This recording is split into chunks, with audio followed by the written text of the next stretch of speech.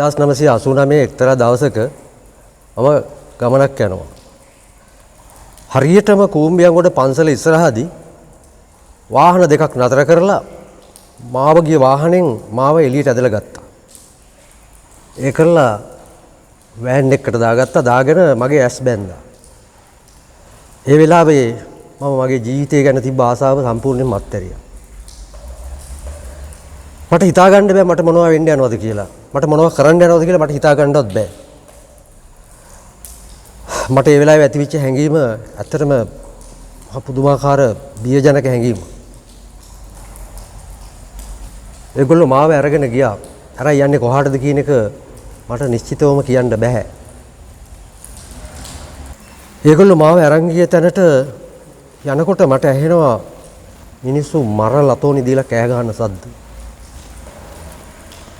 මට හිතා ගන්න බැරි වුණා මට මොනව කරයිද කියලා.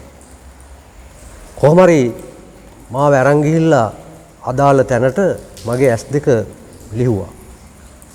ඇස් දෙක ලිහලා බලනකොට මම දැක්කේ වෙනදා බණ පිරිත් ඇහෙන බෝකොළ හඬ නගන කුඹියන්ගොඩ පන්සල. එදා ඇහුනේ මරලොතුනි.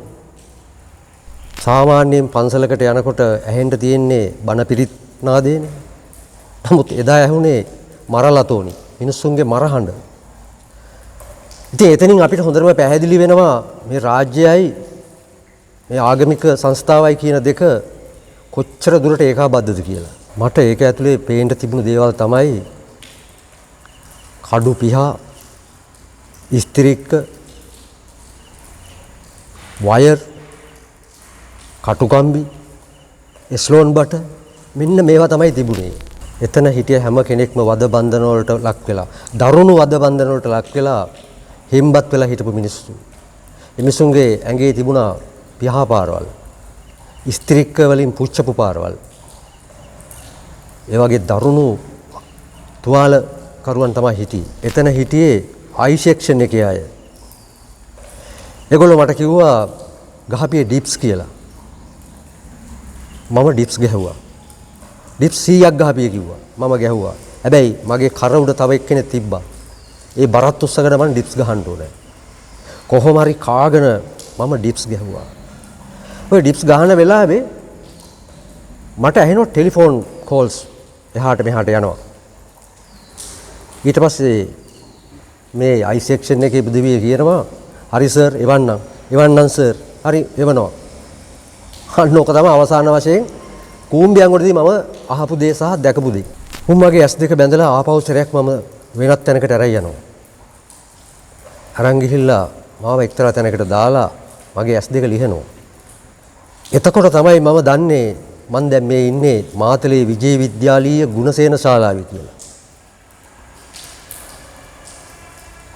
ඇත්තට මේක ඉස්කෝලයක්. දැන් පන්සලයි ඉස්කෝලේ දෙකම වදකාගාර. හැබැයි මේ ගුණසේන ශාලාවේදී දරුණු වද බන්ධන දුන්නේ නැහැ. වද බන්ධන දෙන තැන් තියෙනවා වෙනම. එතන කරන්නේ Taman ලියාපදිංචි කරන එක. බොහෝ රැඳවියන් ලියාපදිංචි කරන තැන. එතන හරි නීත්‍යානුකූල භාවයක් තියෙනවා කියලා පෙන්වුම් කරා. හරියට නිකන් අර හිට්ලර්ගේ අවුස්විස් වදකාගාරය වගේ ලියාපදිංචි කරලා බෙදා හරින්නේ වෙන තැන් වලට. වෙන තැන් වලට. ඒ වගේ තමයි ගුණසේන ශාලාව පාවිච්චි කරේ ඒගොල්ලෝ. ඒගොල්ලෝ මගේ විස්තර ටික ඔක්කොම ලියාගත්තා. ලියාගෙන ගුණසේන ශාලාව දිගින් දිගටම මගේ වාසභූමියක් කෙරුවා ඒගොල්ලෝ. දවස් 10ක් විතර උන් මාව එතන තියාගත්තා. තියාගෙන එක්තරා දවසක හවස් වරුවේ මාව කාපට් එක එතුවා.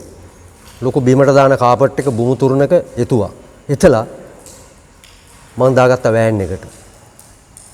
ඒකලා දිගටම ගියේ රෙස්ට් හවුස් එකේ වදකාගාරයට. ඒක වදකාගාරය කියලා කියනවා තමයි. ඒකට කියන හරිනම තමයි මස්කඩි. එතන තමයි වද බන්ධන පමුණුවන්නේ. ගිහිල්ලා මම ලිහුවා.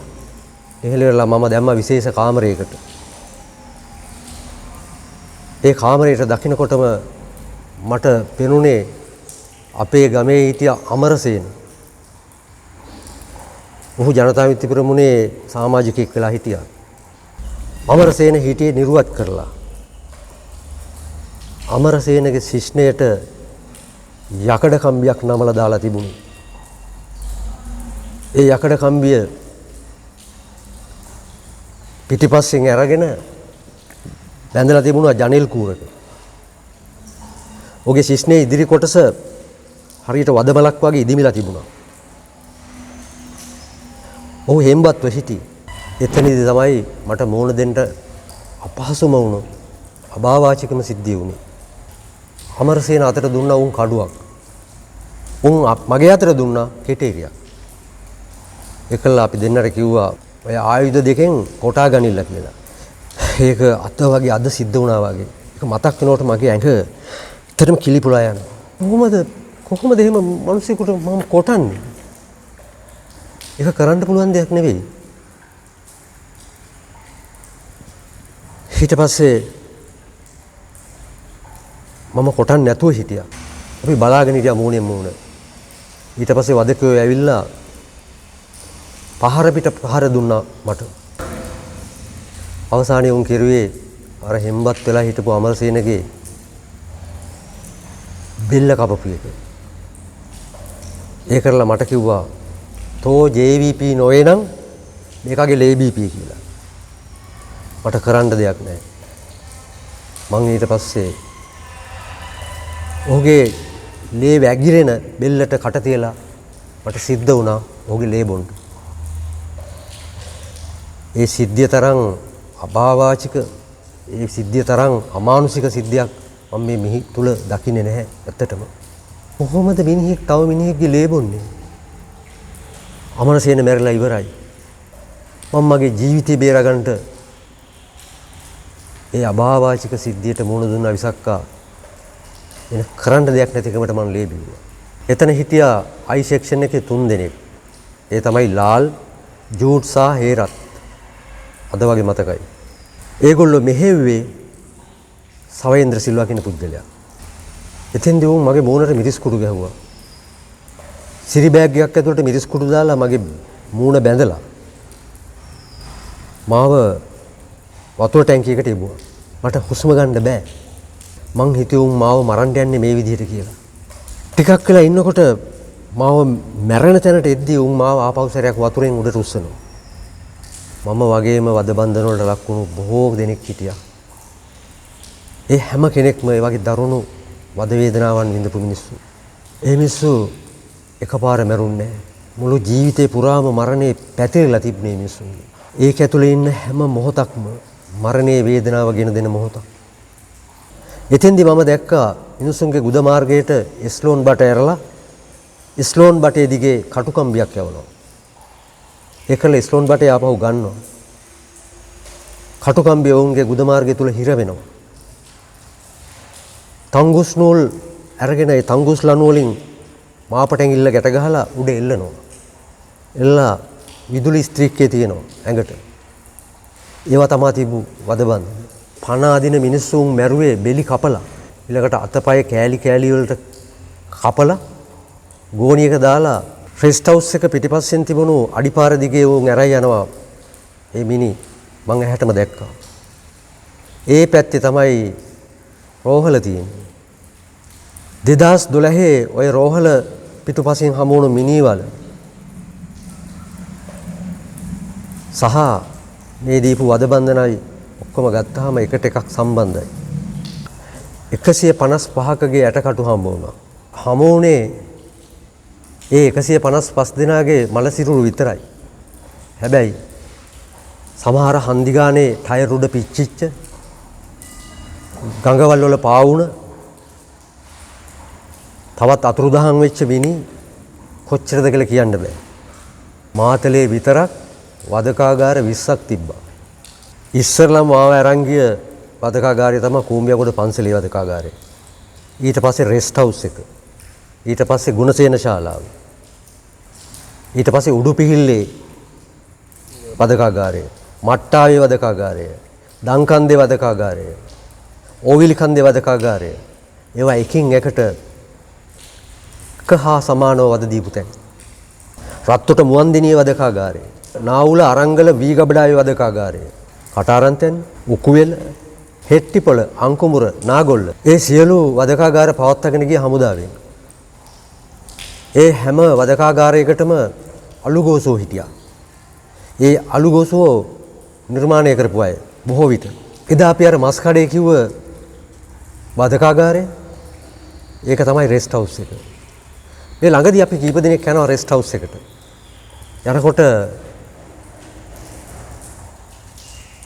අපිට බොහෝ විට අහන්න ලැබෙන්නේ මිනිස්සු බීලා සින්දු කියනවා. හයියෙන් කෑ ගහනවා බොහොම ප්‍රීතිජනක හඬවල්නේ. මට ඒ හඬවල් හැම එකක්ම ඇහෙන්නේ මිනිසුන්ගේ මරලා තෝනි විදිහට. ඇත්තටම. මිනිසුන්ගේ අඬා වැටි, මිනිසුන්ගේ විලාප ඒවා තමයි ඇහෙන්නේ.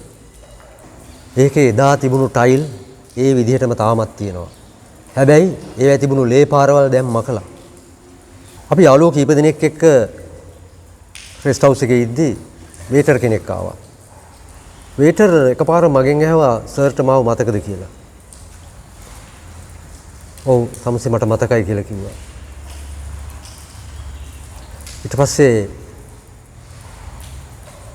වේටර් මාව පැත්තකට අඬගහගෙන ගිහලා සර් මං ඒක කරේ කරන්න දෙයක් නැතිකමට. ඒකලා කිව්වා මගේ පවුලේ 3-4 දෙනෙක්ම මැරුවා. මම මුලදී හිතේ තියාගෙන හිටියේ ඒක කරලා තියෙන ජනතා විමුක්ති පෙරමුණෙන් කියලා. පස්සේ තමයි මම දන්නේ මාව අලුගෝසුවෙක් කරන්න බලාගෙන අපේ මෙවුන් කරපු වැඩක් කියලා. එහෙම තමයි යුන් අලුගෝසුව නිර්මාණය කෙරුවේ. එක්තරා දවසක හවස මගේ අතටම අල්ලලා තවත් පුද්ගලෙක් මාංචු දැම්මා. රාත්‍රී කාලෙත් මාංචු දාලා ඉන්නේ. ඒ පුද්ගලයාගේ කෙඳිරිය රෑබෝ වෙන්න වැඩි වුණා.